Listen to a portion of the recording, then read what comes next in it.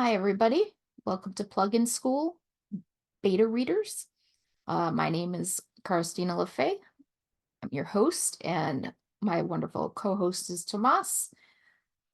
Um, Last week's Plugin School is not yet up on my YouTube channel, but it probably will be later today because the holdup was getting the week before that up. But you can keep track of all of the Plugin School recordings by going to my YouTube channel, where my handle is Karistina Lafae. If my screen looks different than yours, it's because I use a dark theme. Your screen might be a lot pinker than mine. We're going to be demonstrating some beta reader plugins today. There's no specific category for beta readers, but a lot of them can be found in the analysis and feedback category, although not all analysis and feedback plugins will be beta readers.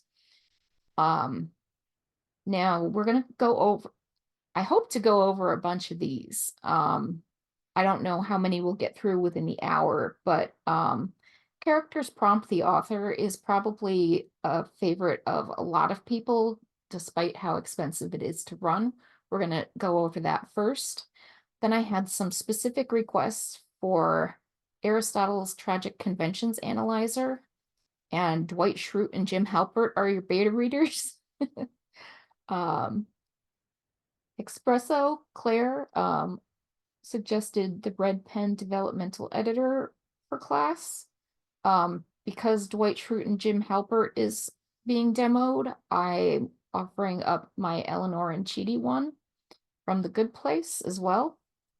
Simulate Reader Experience, Literary Salon, Encouraging Writing Buddy, and Full Chapter 20K Reader Response. So we have two stories that I'm going to use to demonstrate the plugins today. One is a holiday story I published last year. It's just under 8,000 words. That's a lot of words for most plugins unless they use a specific model. So I also grabbed a story by Ray Bradbury that's in the public domain. It's called The Pendulum, and it's not even 2,000 words long. And I think it will be interesting to see what some of these beta reader plugins have to say about them.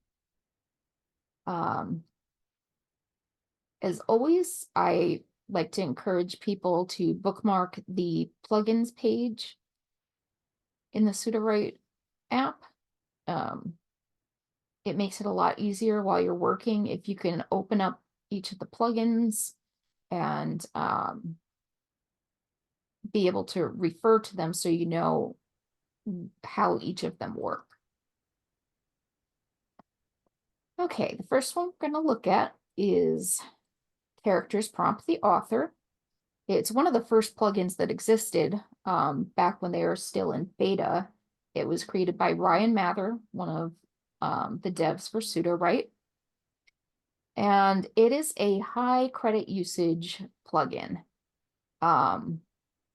You highlight a scene in the document, and this plugin will simulate a character in the scene, and this character will talk to the author to help unblock them to continue the scene. And it looks like we got Tomas to review this, and yeah, I really enjoy this plugin, so I was happy to be able to demonstrate it. I don't know what its limitations are for how many characters. I'm gonna guess not too many because it's one of the older plugins using an older model. And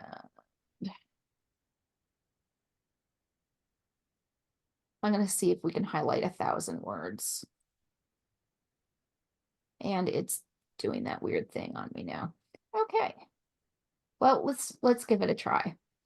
Plugins.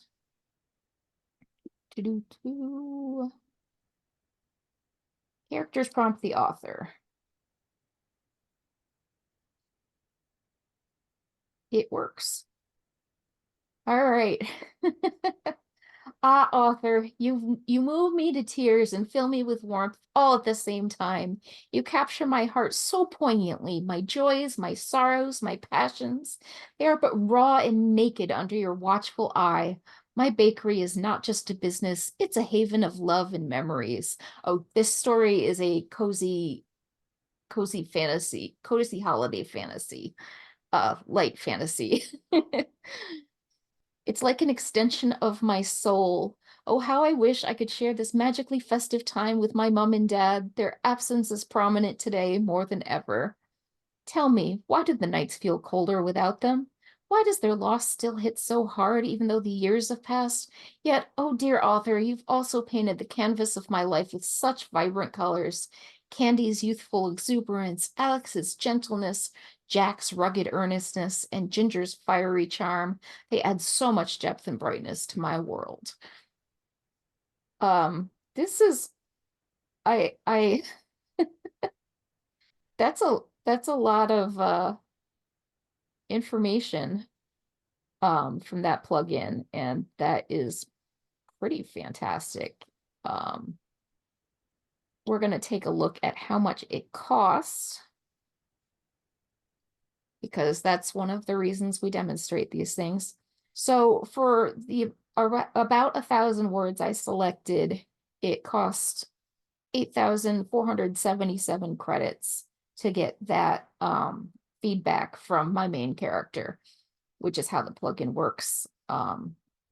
Where your main character, or the point of view character for the chapter at least, tells you what they think about the scene. We're also gonna try it on the Ray Bradbury story because I'm interested to see what it will do here. I tried to delete some of my extraneous plugins to make it easier to find things here, but it's not always easy. Yeah, pricey, but not tragic. Definitely. How does one describe the sensation of being trapped in an unbroken deadlock with time itself?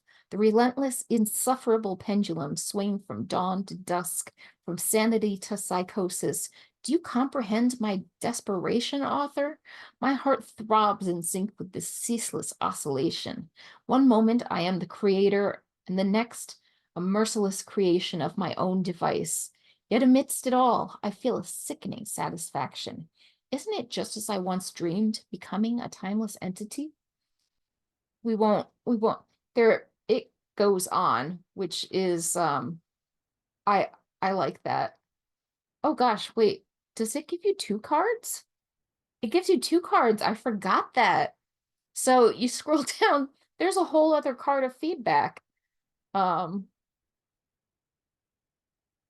So that's okay for how many credits it costs to run this plugin.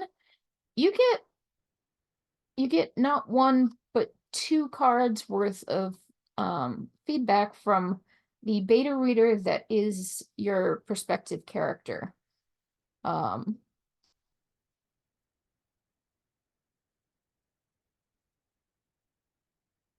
might take a moment of your time, dear author. You've painted such a vivid picture of my life in Snowberry. The love, camaraderie, and laughter that permeate my existence are captured so beautifully. I'm not sure how it would handle more abrupt and blunt characters who don't wax poetic when they talk, but I like the flavor it gives you when you're hearing from your characters. So the next one was one that was requested as a demonstration, and this is Aristotle's Tragic Conventions Analyzer. This was created by Michael Stewart, our community manager for Sudowrite. It has medium credit usage, and it will look at your highlighted text and analyze it according to Aristotle's tragic conventions. It takes into account your story Bible synopsis. So I have never used this one. Mine isn't really a tragedy, so we're gonna look at Ray Bradbury's story here. See if I can find Aristotle in my list.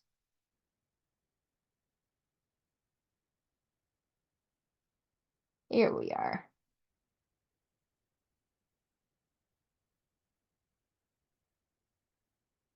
Okay. This plugin says 1. Plot. The plot of the story involves a man named Layville who invents a time machine that goes awry, resulting in the accidental death of 30 scientists. He is then imprisoned with the converted time machine, now a pendulum, and subjected to perpetual swinging motion as punishment. This passage follows Layville's descent into despair and eventually his demise.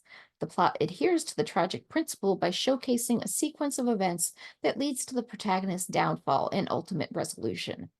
2. Character. Layville is portrayed as a tragic figure, initially a brilliant inventor whose ambition leads to catastrophic consequences. He is labeled the prisoner of time and endures extreme physical and psychological suffering as a result of his actions. Layville's characterization aligns with the tragic principle as he undergoes a transformation from a visionary scientist to a broken and despised individual. 3. Thought. Themes of ambition, hubris, punishment, isolation, and irony are evident throughout the text. Layville's pursuit of altering time results in his own entrapment within it, serving as a cautionary tale about the consequences of playing with forces beyond one's control. The thematic content reflects the tragic principle by exploring profound ideas that lead to introspection and moral contemplation. 4. Diction. The language used in the passage hmm, the language used in the passage conveys a sense of despair, hopelessness, and impending doom. Descriptions of Layville's suffering and the grim fate awaiting him are articulated through vivid imagery and emotive language. The diction contributes to the tragic element by evoking strong emotional responses from the reader and emphasizing the gravity of Layville's predicament. 5. Melody. While Aristotle's concept of melody in tragedy pertains to the musicality and rhythm of language in written text, this principle can be translated to the flow and cadence of the narrative. The passage maintains a consistent pace that mirrors Layville's relentless plight. The narrative structure aligns with the tragic principle through its steady progression toward an inevitable conclusion, maintaining tension and engagement throughout. 6. Spectacle. In literature, spectacle refers to visual elements or effects that enhance the dramatic impact of a story. In this passage, imagery plays a crucial role in depicting Layville's imprisonment within the pendulum turned timepiece. The visual descriptions contribute to the tragic principle by immersing the reader in Layville's harrowing experience and amplifying the sense of isolation and despair. 7. Song. The concept of song in tragedy relates to the overall harmony and unity achieved in conveying a story's emotional resonance. In this passage, themes of suffering, redemption, and mortality are interwoven to create a cohesive narrative arc. The tragic song is embodied through Layville's journey from ambition to anguish, culminating in a bittersweet resolution that underscores the inevitability of fate. Overall, the text effectively incorporates key elements of tragedy as outlined by Aristotle, presenting a compelling exploration of human nature, ambition, and consequence within a dramatic framework. I I I definitely I read the whole thing out loud because I was not familiar with Aristotle's seven seven conventions of tragedy. And now we know. But yeah, it would not have been appropriate on my cozy holiday fantasy because it has a happy ending.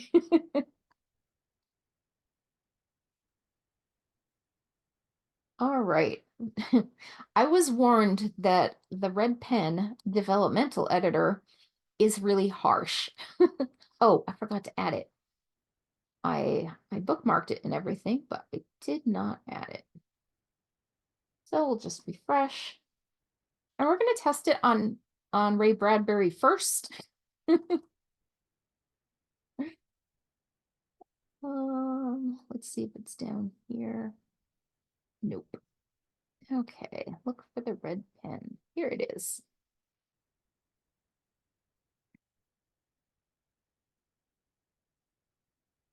Oh, I should read the instructions.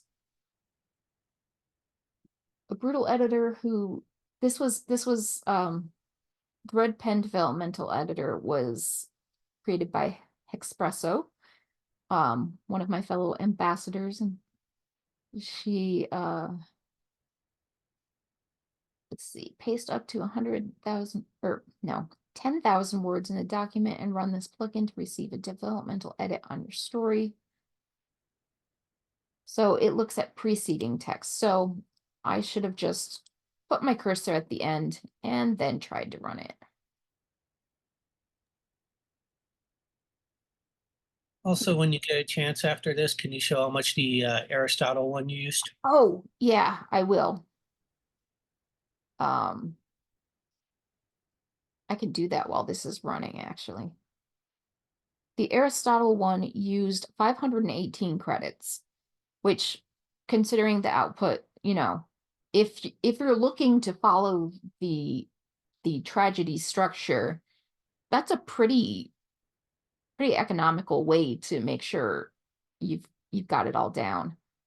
And it looks like the red pen here only costs 200 credits, so that's pretty economical here. Okay, it rips into Ray Bradbury with the following suggestions. Plot issues. The plot is very thin and doesn't have a strong narrative drive or clear character motivations beyond Leaville's initial invention going wrong. After the time machine accident and Leaville being imprisoned in the pendulum, the story meanders without a clear through line or escalating conflict. The ending with the alien visitors finding Leaville's skeleton feels very tacked on and doesn't provide a satisfying resolution to the story. His conquering time by outliving humanity comes across as more sad than triumphant. Suggestion: develop a stronger central conflict beyond just Leaville's imprisonment, something he is actively working against or towards throughout the story to drive the narrative momentum. Is he trying to escape? Atone for his mistakes? Give him a clear goal to pursue that raises the stakes. It also criticizes the uneven pacing with its long descriptive sections, pivotal dramatic moments being glossed over. Let's see. Oh, they call Leaville a one-note character defined primarily by his situation in the pendulum prison, which is, kind of the point of the story.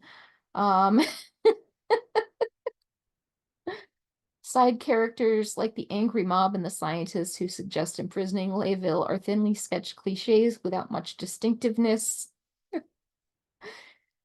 Overall, while the premise has an intriguing dark premise, the story doesn't fully capitalize on its potential. With some replotting for a stronger driving narrative, refined pacing, and deeper character work, it could be elevated from an interesting but flawed tale into a more gripping and resonant work. Don't be afraid to make bold revisions to unlock the full dramatic potential here. I'm sure Ray would have a couple of things to say about that. But hey, if this was a news story he was thinking about publishing, it's something to think about. And it does give you, oh, it doesn't give you two cards. That was just my mistake there. Okay. I think now I'm ready to see what it has to say about my cozy fantasy.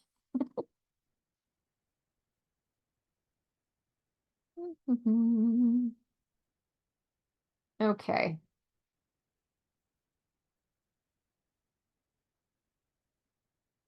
Since this is a longer story, the plugin is taking a little bit longer to get back to me. I started reading author here in the plugin text. All right, dear author, thank you for sharing your delightful holiday story with me. I appreciate the opportunity to provide a developmental edit and offer feedback on improving the overall work. Please understand that my critique comes from a place of respect for your talent and a desire to help you polish this piece to its full potential. I won't hold back, as you requested. You're a professional and you can handle constructive criticism. Let's dive in. So it's appealing to my to my emotion and ego. So yeah, it doesn't take into account that it's a short story for sure. Um, but this is just a demonstration for what you could see um, if in a chapter of a larger work. Um, so this has issues with the plot being lit and the resolution being a bit too convenient with Deus Ex Machina. Um,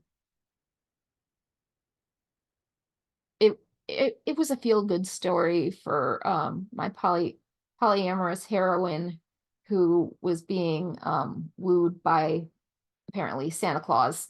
Um, which yeah, it's corny and cheesy, but that's what cozy cozy holiday fantasy often is. The pacing is generally well balanced with an effective use of scene breaks. However, some sections feel overly detailed, slowing down the momentum. For instance, the lengthy descriptions of baking processes and bakery aromas could be trimmed to keep the story focused on the emotional arc. Additionally, the dinner scene where Holly reveals Nick's invitation drags a bit due to the extensive dialogue. Tightening these sections would improve the overall flow. Characterization. This is being extremely nice to me. Um, at least in the first part of each header here. Nick's character could use some additional depth. Well, yes, but then they'd figure out he's Santa Claus earlier. Um, fleshing out his character beyond the charming stranger trope would make his role in the narrative more compelling. Dialogue is one of the strongest aspects of your writing. Why, thank you. I did. I beat Ray Bradbury. What is up with that? Maybe because it's cozy fantasy, it understands that it's not meant to be as serious and take itself as seriously, so it's being nicer. Um, trust your readers to infer subtext and let the dialogue reveal character through implication rather than direct exposition. Consider making Nick a regular human. Well, that the whole point of the story was that he was Santa Claus. So, trim some of the descriptive passages, provide more insight into Nick's character, reduce instances of expository dialogue, explore opportunities to raise the stakes or introduce additional obstacles to test the strength of Holly's relationships with her partners. I actually had originally done that and it dragged and it wasn't cozy anymore. So wow, overall, this is a charming and heartwarming story that captures the spirit of the holiday season. I'm gonna have to let Claire know that her plugin wasn't as rude to me as it could have been. Oh, okay. It only cost 202 the first time when I didn't have any when I'd done it wrong. Um when I ran it on the Ray Bradbury story, it costs 1,641 credits, and when I ran it on my longer short story, it was 4,840 credits. Just to let you know.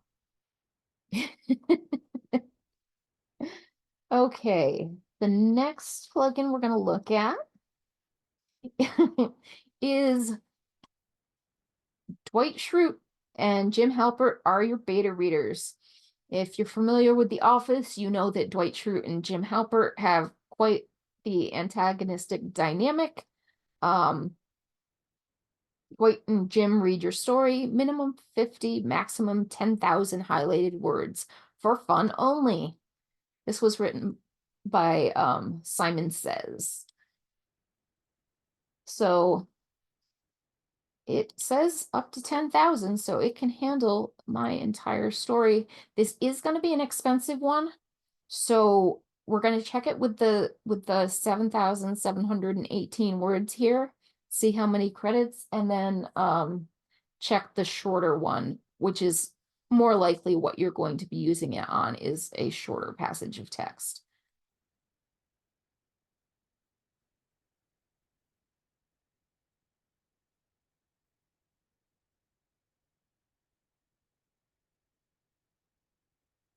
Okay, here we go. Dwight, I'm not sure what to make of this, Jim. It's a love story, but there's no battle, no survival skills, no beet farming. It's all about baking and feelings. Okay, it mentioning beet farming here reminds me that the whole reason we're doing beta reading plugins today is because I went for kind of an alliterative progression to this month's plugin school classes with brainstorming, beats, and beta readers, which is kind of like Bears, Beats, and Battlestar Galactica, another reference to The Office with Jim and Dwight. Okay, back to the plugin. Jim, right, Dwight, because everyone knows a good love story hinges on beet farming. Dwight, you may joke, Jim, but the beetroot has been a symbol of love and fertility since ancient times. Did this Nick bring any beets when he visited Holly's bakery? He did not. He brought only empty words. Jim, well, I guess you can say Nick missed a beet there. Anyway, I must say that this is quite an elaborate tale. I mean, Santa Claus showing up at your bakery on Christmas Eve? That's a little hard to swallow. Dwight, harder to swallow than Holly's inexplicable decision to reject a clear opportunity for advancement in her romantic sector. That was her chance to add another pair of hands to her polycule. More hands for the harvest. Jim, Dwight, this story isn't about the practicality of more hands for harvesting, but about love and choosing your family over new attractions. And besides, we don't even know if Nick can handle beets. Dwight, and she should have given him the beet test. It's a simple and effective way to assess a man's character and physical strength. Jim laughs. Sounds like you've got it all figured out. Dwight, as always, Jim, as always. So, okay, that was amusing. It didn't exactly give us all that much helpful feedback. It was more joking about beats than talking about our prose. And whoo, that one weighs in at 129,060 credits for that not all that helpful feedback from Dwight and Jim from The Office. Whew. Yeah. Um, let's see what it has to say about what they have to say about Ray Bradbury, though.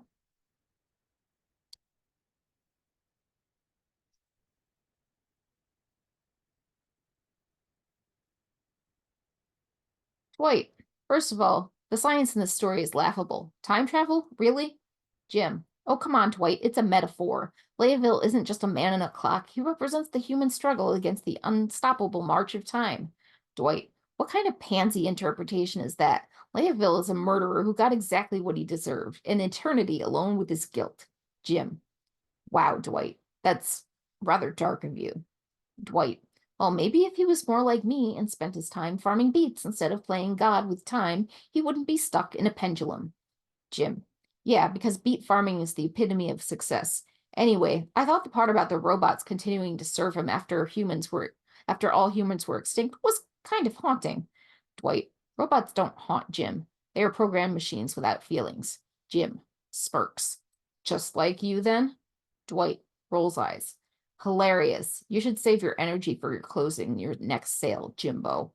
Okay, that one arguably has slightly more relevant feedback. Um, I mean, it's not really actionable, but Jim recognizes the metaphor, and Dwight Dwight does get to kind of whether or not Layville is a sympathetic character. Um, and mentions the haunting nature of the robots serving him after humanity was extinct. That, I mean, that's not horrible, but also it was 28,632 credits. So I'm not sure it was really worth the cost of running the plugin. Um, As such, didn't want to, do the exact same plugin cheaper with a cheaper model. So I just mixed things up by writing a plugin using Eleanor and Chidi from the Good Place. This model, I chose Google's Gemini Pro because it seemed to be the best at the time with media and pop culture references. And it looks at genre and highlighted text. I just realized I don't have the genre specified, but you know what? Let's see if it works anyways.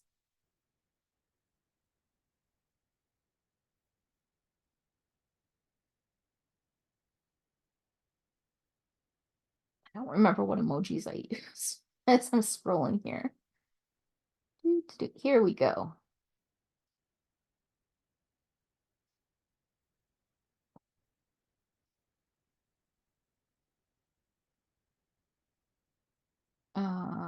Here we go. Highlighted text, right? Yeah.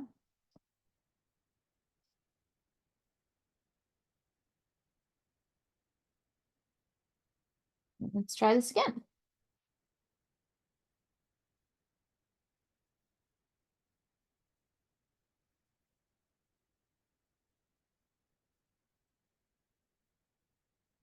Huh. All right, let's try refreshing my screen since You that. keep getting a message that says highlight less than 6,000 words. What was that? You keep getting a message at the bottom that says highlight less Oh, than it's 6,000 being words. hidden by my Zoom bar. Thank you. I forgot that it had the character limit or the word limit that was shorter than the story. Thank you. I have the whole Zoom toolbar covering the bottom of my screen, so I couldn't see the error message. We'll just go with however much I just highlighted.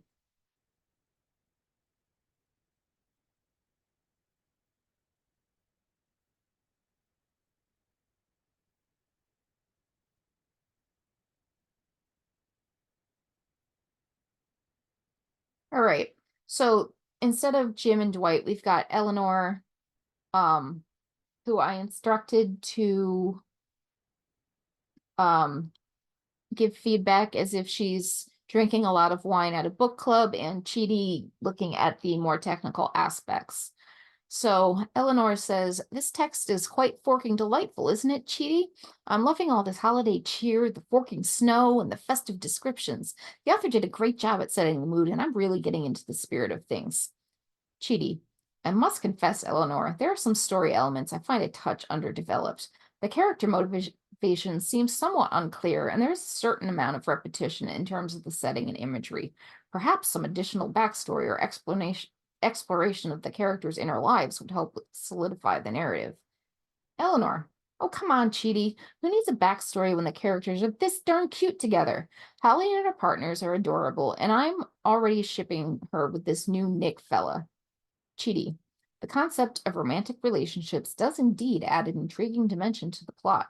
However, upon closer examination, I find myself wondering about the potential for character growth and meaningful conflict. It seems prudent to consider how these relationships might shape the characters' journeys and contribute to the overall narrative arc. Eleanor, who cares about conflict? I'm here for the bench kicking romance and holiday cheer. Besides, don't you think it's refreshing to have a story that's just plain fun and festive? Not everything has to be so shirting serious. Chidi, indeed, levity and entertainment have their place. Eleanor, yet it is important to strike a balance between escapism and substance. A truly compelling narrative often delves into deeper themes of and emotions, leaving a lasting impact on the reader. Eleanor, well, I'm sure there'll be plenty of time for character growth and existential angst later on in the story. For now, I'm going to sit back, drink some eggnog, and enjoy the forking holiday vibes. It goes on, but yeah, basically, I made yes, Eleanor is us. Eleanor is the reader, um, who just wants to read a book and enjoy it. And Chidi is the one who's going to help us make it better. Um, I did this intentionally so that it wasn't just about, the technical things you got wrong and need to work on to improve the writing, but also is it enjoyable? Because honestly, your readers care about that. And yeah, so it's that's why I wrote the plugin the way I did. And it only cost 1,976 credits to run this on my nearly 8,000 word short story. No, I had to choose 5,000 words because my story was too long. I might test to see if it works with Opus or Sonnet so I can get a longer word count in there, but it's not a priority for me at the time. Let's see how it runs on this completed short story by Ray Bradbury for comparison. And yeah, you could definitely use it to help you turn a short story into something more. Okay, I keep scrolling past this. Yeah, very cost effective. Okay, this one gave us some formatting. Eleanor, this is forking crazy, Chidi. What the shirt did I just read? Chidi, Eleanor, while I concur that some aspects of this chapter merit critique, there are elements that, albeit unconventional, held my attention. Eleanor, oh, bench, Chidi, don't be such a fork. Okay, it kind of got her fake swearing wrong, but whatever. It was like a bad acid trip written by a mad scientist. Cheaty. I must admit the pacing felt somewhat disjointed and lacked clear narrative arc. The constant repetition of up and down became tedious and hindered the flow of the story, which, by the way, Cheaty was the entire point of the story. Eleanor. Yeah, it was like they're trying to make it sound all fancy by using big words, but it just made my brain hurt. Cheaty. The character of Layville seemed underdeveloped and his motivations unclear. The sudden shift in tone from scientific exposition to emotional outbursts was jarring. Eleanor. So he's supposed to be this brilliant inventor, but ends up trapped in his own pendulum of doom? What a bench move. Cheaty. Additionally, the lack of dialogue and exposition hindered the reader's ability to connect with the characters or comprehend the significance of their actions. Eleanor. I mean, where's the forking romance? The shirt-kicking action? The story is drier than a parchment scroll. Cheaty. While I acknowledge your points, there may be potential for redemption in subsequent chapters. It's a short story, but whatever. So, as you can see, when comparing two very different types of stories, one is tragic and about existential dread and such. Chidi and Eleanor's feedback, you can take it or leave it depending on the tone you're aiming for. You love the discussion, huh? Yeah, it's just give you perspectives of some archetypal characters. And then we have yes, this is a very popular plugin written by Ryan Mather, one of the Sudowrite devs. Highlight the entire passage up to 3,000 words to simulate reader experience. Oh, I think I forgot to show. So yeah, on the Ray Bradbury story, the Chidi and Eleanor plugin only cost 826 credits to run. You know what? We'll just run this on Ray Bradbury's story since it's short enough. I've already forgot. Oh, reader experience. Simulate reader experience. Did I?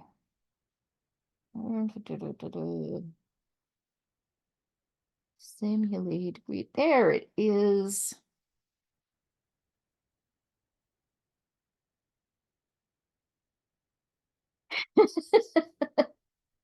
Sad. This passage evokes a profound sense of loneliness, despair, and ultimate defeat. The imagery of Leaville, trapped in the pendulum, doomed to swing back and forth endlessly, isolated from the world he once knew, is haunting. The gradual degradation of his physical and mental state, coupled with the cruel irony of his invention being turned against him as a symbol of his crime, creates a feeling of deep sadness. The final revelation of Leaville's fate as a skeleton staring out over a dead city underscores the futility and tragedy of his existence. It's a bleak and poignant depiction of a man's descent into madness and oblivion. That is pretty good because that's pretty much, yeah, that's the reader experience of reading The Pendulum. So if you're going for something dark and desperate, that works. Um, we'll just I'll just highlight a section of the middle of this story to run it here, just to compare and contrast with the cheerful story versus the depressing one. All right. Excitement pulses through me as I reach the end of this passage. The introduction of a mysterious stranger, Nick Frost, has injected a burst of anticipation and intrigue into the story. His charismatic demeanor and instant connection with Holly have me on the edge of my seat, eager to see how their budding relationship will unfold. The chemistry between them is palpable, leaving me curious and excited to witness the sparks fly between these two characters. The arrival of Nick Frost has added a new layer of excitement and potential romance to an already heartwarming tale, making me thrilled to continue reading and discover where their interactions will lead. So it might be a little overzealous on this because I wouldn't exactly be on the edge of my seat reading this part of my own story. It wasn't written to really be an edge of the seat kind of thing, but yeah, it it kind of it kind of got it. I lost my words. It was okay, but obviously some of these plugins are going to be better for different types of stories, different types of prose that you want feedback on.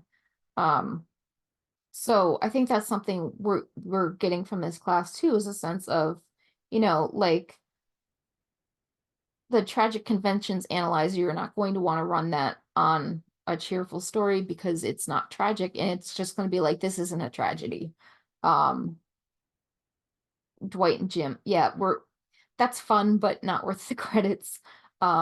Maybe if we could convince the author to change it to a different model that's cheaper, simulate reader experience, good for getting a vibe check.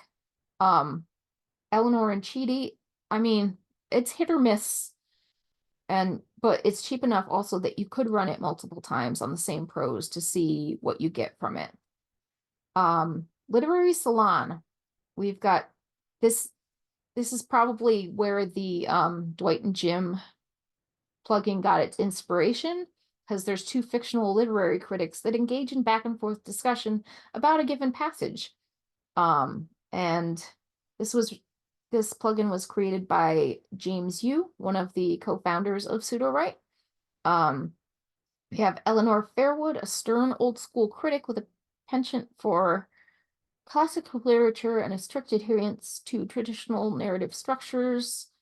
And Jasper Thornfield, a younger avant-garde critic who embraces experimental narratives and champions diverse voices and modern themes. So they both care about different things. So it did not tell me how many words I can select. Yes, Spock and Bones, essentially. Well, let's see if it will take over 1,000 of these. And this was Literary Salon, which is a very short name that I should be able to find fairly easily. There it is, Literary Salon. Oh, too many characters or too many words. Okay, well, now we know. That's I did it again. I'll stop at like 7. There we go. And we'll just, and I already, my ADHD goldfish brain.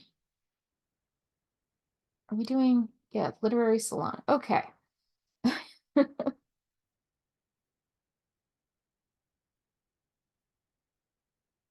I was like, did we already do literary salon for the last one, or are we on to the next one? Oh gosh, I got confused because Eleanor is the name of one of the critics. It's not the same as my previous plugin. Okay, Eleanor. Oh dear, what a jumbled mess of words and ideas. This passage lacks finesse, subtlety, and coherence. The tone veers from melodramatic to chaotic, leaving the reader disoriented and unsatisfied. Jasper. Eleanor, lighten up. This passage is a wild ride, full of intrigue and unpredictability. The unconventional structure keeps the reader on their toes, wondering what will happen next. It's refreshing to see a departure from traditional storytelling norms. Eleanor. Unpredictability does not equate to quality, Jasper. A narrative must have a clear direction with well-developed characters and motivations. Here we have a protagonist who is portrayed in a one-dimensional manner, lacking depth and nuance. Jasper. Ah, but Eleanor, isn't it intriguing to witness the descent of a character into madness and despair? The portrayal of Le'Veil as a prisoner of his own creation is both tragic and thought-provoking. It challenges traditional notions of heroism and redemption. Eleanor. Tragic perhaps, but shallow nonetheless. The pacing is erratic, rushing through important moments without allowing for proper emotional resonance or development. It fails to engage the reader on a deeper level. Jasper, come on, Eleanor. Embrace the chaos. The fast-paced nature of the narrative mirrors Le'Veil's frenzied state of mind. It immerses the reader in his turmoil, making us feel his desperation and isolation. And it goes on. It actually cuts off. The plugin didn't finish the sentence because Eleanor wanted to keep. Yes, how do these two stand each other? Probably they only get paid to do a show together. They're forced into a room to critique the same manuscript. But it's interesting because if you love Eleanor's criticism and hate Jasper's, that tells you something about your story. And if you love Jasper's but hates Eleanor's, that tells you something else. And it will also tell you, what kind of story you have. And credit-wise, 343 credits. Super cheap. It has a word limit, which I'm guessing is about 1,000 words, because we selected, I think, 800 and change to run the plugin on. So that's not too bad.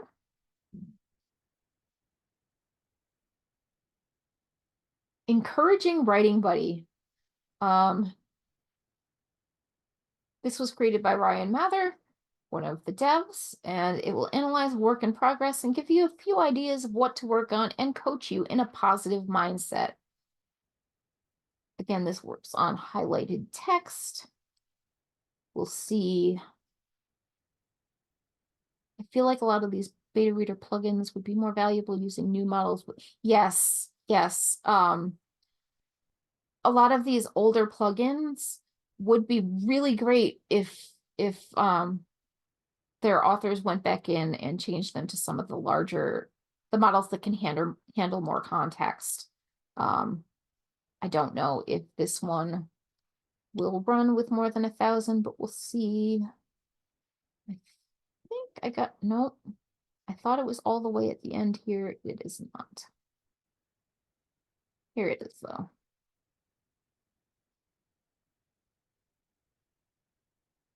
All right, one specific area of improvement the author can focus on is adding more sensory details to enhance the reader's experience. By incorporating more sensory descriptions such as sounds, smells, textures, and tastes, the scene can come to life more vividly for the reader. This will help create a more immersive reading experience and help the reader feel more connected to the story and its setting. That was advice for Ray Bradbury. Go ping them to tell them to update. Yeah. Oh, this one was October, so not all of. Okay.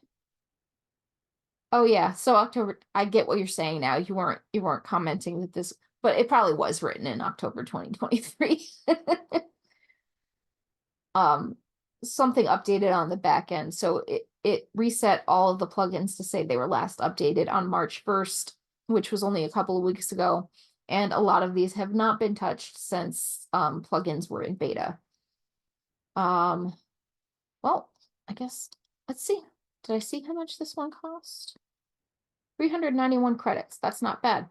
I don't know if it will handle this much text, but let's give it a shot.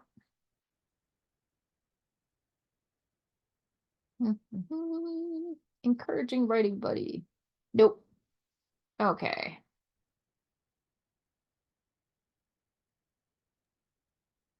2,000. Did you see that? I did not see. Yeah, 2K. Okay. Well, we're gonna go with 800 anyways, because I have issues with scrolling and my mouse and everything.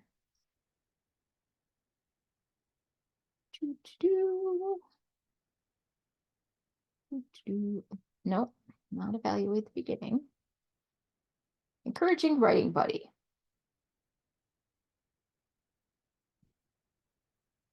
One specific area of improvement that the author can focus on to kick off their writing session is to add more sensory details to the reader's experience, to enhance the reader's experience. Remember that other plugin told me I had too many sensory details. By incorporating more descriptions related to the five senses, sight, sound, touch, taste, and smell, the scene can come to life even more vividly for the reader. Think about how each character interacts with their environment through these senses and weave them into the narrative to create a richer and more immersive reading experience. This will help bring depth and authenticity to the setting and the characters in the scene. So, yeah, it's I was actually using the shift and arrow keys and it still gave me a problem. Mm, that's interesting, running the criticism through an expand plugin. Um, I am working on a plugin that will take the feedback from another plugin and it will rewrite your text based on that feedback. It's not working as well as I want it to, but you know, yeah, I know you were just kidding, but it got me thinking about the thing I'm working on. So yeah, um it's it's uh it's encouraging. It's not too critical. So if you are not into harsh feedback and you know your story needs work, but you need a gentle way to start, maybe use encouraging writing buddy to tell you one thing to try to work on, and then you can work your way up to more brutal. I'm not demoing brutal honesty bot today because I'm not a fan of how harsh it is. Although if we're almost at time, but we're to the last one I did want to demo in class, and it's one that I created to test out Claude 3 after finding that it would not accept as much context as it claims to. I found that 20,000 words was about as stable as you could get for input before the plugin just completely failed. Yes, encouraging first, red pen later. Um, so this plugin is specifically from a virtual beta reader who loves your story's genre, which is an important thing when you're running any of the feedback beta reader plugins. Is this feedback relevant to readers of the genre I'm writing for? Because most of them don't take genre into account. So when, like, the one that was telling me I had too many sensory details about the bakery and the smells and the all that, that's what readers of that genre are kind of looking for. Cozy fantasy, romance. Yeah, you want it to feel warm and snuggly. Um, so it can take up to 20,000 words to look at. And there we go. My full manuscript versions of this plugin are still in. Oh, you like that I left my Discord handle on the front page? Yeah, I'm trying to edit that into my plugin descriptions so that if something's not working right, I want to know as a plugin author. Um, and I think since there's no way to give feedback to plugin authors in any other way, I figured, add my Discord handle and then people can tag me in the plugins channel. So I also wrote this to give both strengths and weaknesses because I am a fragile human being and I want to hear what's good before you tell me what's bad. So the strengths, this chapter effectively establishes the cozy small town atmosphere of Snowberry during the holiday season, immersing the reader in the festive mood. The characters are well developed and distinct, each with their own personalities and quirks. The interactions between Holly and her partners, Ginger, Alex, and Jack, feel genuine and heartwarming. The introduction of Nick as a potential love interest creates an intriguing dynamic and adds depth to the story, especially when it is later revealed that he is Santa Claus. The chapter successfully portrays the emotional conflict Holly faces between her attraction to Nick and her commitment to her partners, making her decision to prioritize her family all the more meaningful. Um, the resolution with Nick's visit and the reaffirmation of the polycules' love and support for one another is satisfying and reinforces the central theme of the importance of family and togetherness. Yes, this was very much a found family story. Um, while it is a romance, it is not spicy at all. It is just completely sweet and cozy. Weaknesses and suggestions for improvement. The pacing feels a bit rushed at times, particularly in the beginning when Holly meets Nick. Consider slowing down the pace and providing more context for their initial interaction to make their connection feel more organic and believable. If I was turning this into a whole novella, I would definitely do that. I did cut back on the narrative when I was writing it because I honestly wanted this to be fewer than 5,000 words, and that just didn't happen. 2. While the revelation of Nick being Santa Claus is a fun twist, it may feel a bit too convenient or sudden for some readers. Consider foreshadowing this revelation more subtly throughout the chapter to make it feel more integrated into the story. Okay, that's actually kind of legit. 3. The conflict between Holly and her partners regarding Nick's invitation feels slightly underdeveloped. Expand on the individual reactions and emotions of Ginger, Alex, and Jack to add more depth and nuance to this plot point. I did that too. It did not work well. The ending, while heartwarming, could benefit from a bit more detail and description to fully immerse the reader in the moment. Describe the sensory details of the scene, the scent of the spiced cider, the texture of the couch, the warmth of the fire, to make it more vivid and engaging. 5. To improve the overall flow of the chapter, consider breaking up some of the longer paragraphs into shorter, more digestible chunks.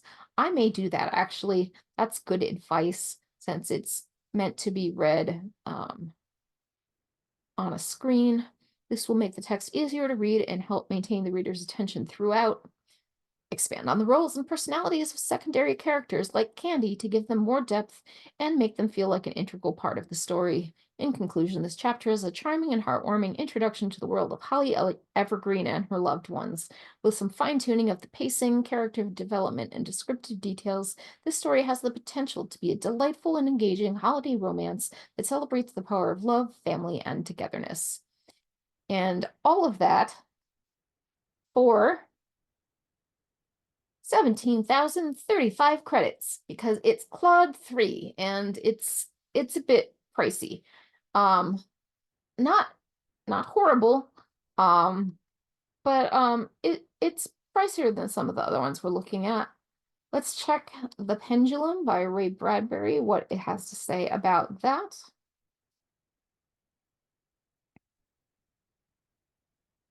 And once we do this, I'll be stopping the recording after this so we can take some viewer questions. But this is the last demonstration for the recording. Thank you for sharing this intriguing passage based on the futuristic setting, advanced technology, and dystopian themes.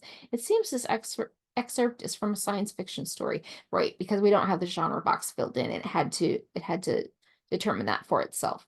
Here is my feedback on the strengths and weaknesses. Strengths. The story has an engaging opening that immediately draws the reader in with vivid, disorienting descriptions of the swinging pendulum and Leoville's predicament. Dramatic irony is used effectively as Leoville's time machine invention becomes the very device used to imprison him for all eternity. This cruel twist of fate makes the situation even more tragic. Leoville's ultimate survival due to his glass prison, where when alien invaders destroy all other human life on Earth, is unexpected and darkly triumphant. In the end, he has conquered time, but at a terrible price. Weaknesses. The prose is overly repetitive in places, especially the descriptions of the pendulum's movements up and down, back and forth. This becomes tedious rather than poetic. Vary the phrasing more. Well, Ray Bradbury disagreed, and that was what he was going for, was the tedium. Leoville's backstory and the details of his trial are told rather hurriedly, almost as an afterthought. Expanding on this could help readers connect to him more before his imprisonment. What was his motivation for building the time machine? The appearance of the alien invaders comes out of nowhere and feels disconnected from Leoville's story. More foreshadowing or connection to his actions could improve this. It was kind of like the trend in science fiction at the time, though, to have these like drastically different closes to stories than the rest of the prose. The ending, while poignant, feels abrupt. Expanding the denouement with the aliens discovering Leoville's skeleton could drive home the themes and emotion of the story better. Suggestions. Tighten up on the pendulum descriptions to reduce repetition. Use more sensory details to immerse the reader in Leoville's experience. Add a few paragraphs diving deeper into Leoville's character, motivations, and the reaction to his disastrous demonstration. Help readers empathize with him more before his sentence starts. Not sure he wanted him to be an empathetic character. Plant some hints earlier on about the fragility of human civilization or the threat of invasion to make the aliens' arrival less jarring. Maybe Leoville hoped to use time travel to prevent some future catastrophe. Slow down the ending and flesh it out with more details. Describe the aliens and the reaction to finding Leoville. End on a powerful final image or line encapsulating the story's central message. I hope this feedback is helpful for strengthening this excerpt. It has the bones of a haunting, memorable science fiction tale. With some polishing and development, it could be very impactful. The ideas of a man imprisoned by his own creation and witnessing the vast scope of time and humanity's downfall are rich territory to explore further. Feel free to let me know if you have any other questions. So that was, I mean, you know, it not exactly helpful feedback for Ray Bradbury because what it described as weaknesses was actually what he was going for. But if you're writing in a genre that has, and you're specifically writing for specific tropes to that your readers will enjoy, and you have the genre listed, it um it can tell you what you need to know. So, oh, did we? I did not. So to run that plugin on Ray's story, God, I should not call him Ray. Ray Bradbury, that cost 6,762 credits for the 1,700 words short story as compared to 17,000 credits for the almost 8,000 word story. I hope that by demonstrating these beta reader plugins, you've got an idea of some things that are now available to you to get feedback on your own work. There are a lot of other feedback plugins that can work as beta readers that we did not get to, but you can always just check that out check them out by going to the analysis and feedback category on the plugins page and scrolling until you find what you think would be most useful. So this was Plugin School. Thank you for coming, and I hope to see you next week. When I forget what the topic is. Oh, next week I think we're starting over with getting started, just in case we've got some new people who don't know how to use plugins at all. We're going to be going back to the basics. So thank you for coming, and if I see you next time, that's great. If not, I'll see you the following week. Have a great day.